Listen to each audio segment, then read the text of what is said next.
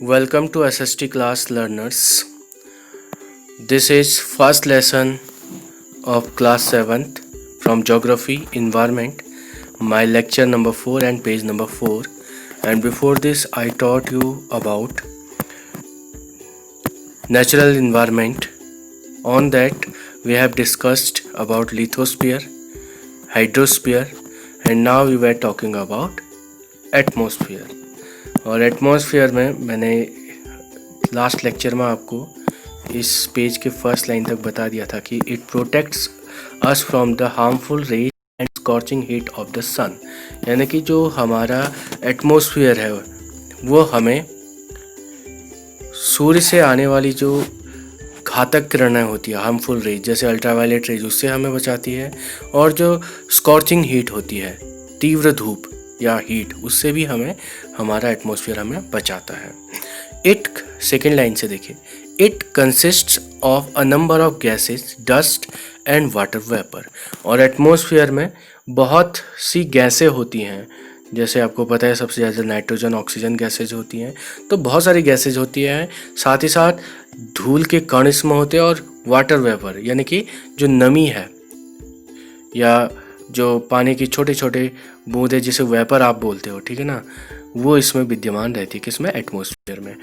The changes in the atmosphere produce changes in the weather and climate.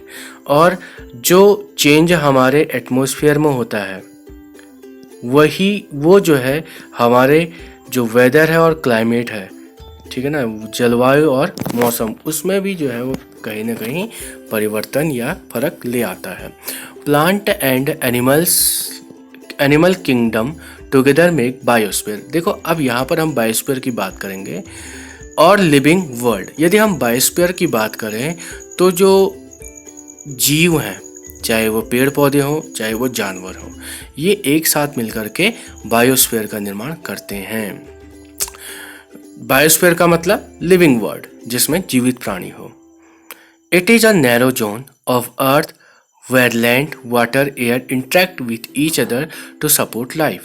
और जो ये biosphere है ये पृथ्वी का एक बहुत ही संकीर्ण या फिर नैरो जोन है, यानी कि बहुत छोटा सा क्षेत्र है जहाँ पर ज़मीन, पानी और हवा जो है एक दूसरे से नेगोशिएट करके, इंट्रैक्शन करके जो है जीवन को सपोर्ट करते हैं, यानी कि लाइफ को सपोर्ट करते हैं, जिसके कारण लाइफ संभव हो पाती है. और जो लिविंग ऑर्गेनिज्म हैं या जो लिविंग चीज़ें हैं वो जीवित रहती हैं और लिविंग वर्ल्ड को या बायोस्फीयर को बनाती हैं.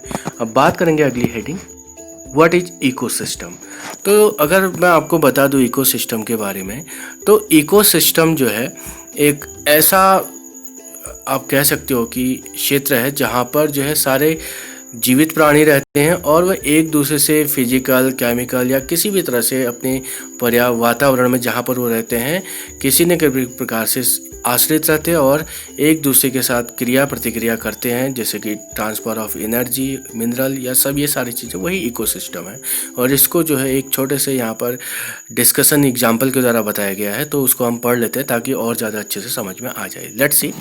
At an NCC camp that Ravi's class was attending. देखो अब जो है NCC कैंप लगा हुआ है और रवि की क्लास जो है वहाँ पर चल रही है. जैसी exclaimed, "What a heavy downpour."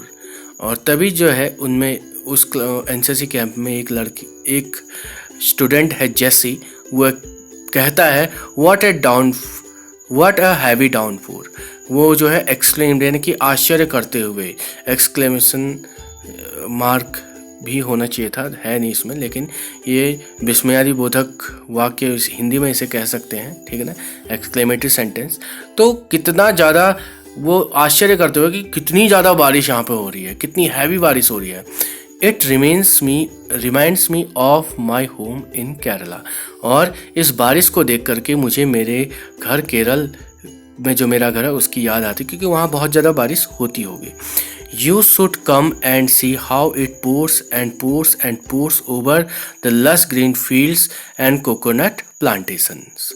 और कहता है जैसी कि तुम्हें आकर के देखना चाहिए वहाँ पर, अपने मित्रों से कह रहा होगा जो उसके साथ होंगे एनसीसी कैंप में, कि ये जो है बरसता रहता है और तुम्हें देखना चाहिए कि जो लस ग्रीन फील्ड्स हैं, यानी कि जो घास से ढके हुए हरे हरे जो फील्ड हैं और जो कोकोनट के जो पेड़ हैं वहाँ पर नारियल के, ठीक है ना, वो जो है किस तरह से उनके ऊपर बारिश होती है, आपको देखना चाहिए, ऐसा जैसी ने कहा।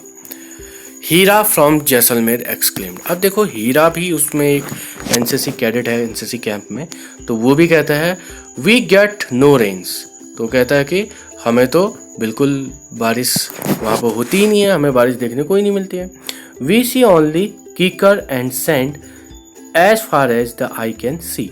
क्योंकि हमें तो वहाँ पर केवल कीकर और रेत दिखाई देती है, ठीक है ना, एक कटीली झाड़ी है कीकर, ठीक है, तो और रेत दिखाई देती है। जहाँ भी हम देखें दूर दूर तक हमें केवल रेत और कटीली झाड़ियाँ दिखती हैं। But you also find camels said Ravi. तभी रवि कहता है कि लेकिन तुम्हें वहाँ पर क्या देखने को मिलेंगे, ऊँट देखने को मिलेंगे, ठीक है। तो ये था थर्ड पेज। अब जो अगला पेज है वो उसका लेक्चर मैं आपको अगले पेज में दे दूंगा। और यहाँ पर एक चित्र दिया गया है, आप देख सकते हैं, अ पॉन्ड इकोसिस्टम, यानी कि जो है एक तालाब का इकोसिस्टम है, जिसमें आपको जो है पानी का तालाब तो दिखेगा ही, साथ उसमें उगने वाले वीड्स जो पौधे हैं, ठीक है ना, और उसमें आपको बतख, मछलियाँ और जो अन्य जो जीव पानी में रहते हैं उसका आपको यहाँ पर इकोसिस्टम बनाया हुआ मिल रहा है, ठीक है। इसको देखकर आप थोड़ा सा समझ सकते हैं कि इकोसिस्टम किसी क्षेत्र विशेष में होता है, ठीक है। तो यदि मेरा वीडियो आपको अच्छा लगा हो तो इसे लाइक ज़रूर करें और सब्सक्राइब कर लें मेरे चैनल को, ताकि आगे के जो मैं वीडियोज़ बनाऊँ वो आप तक पहुँचते रहें, ठीक है।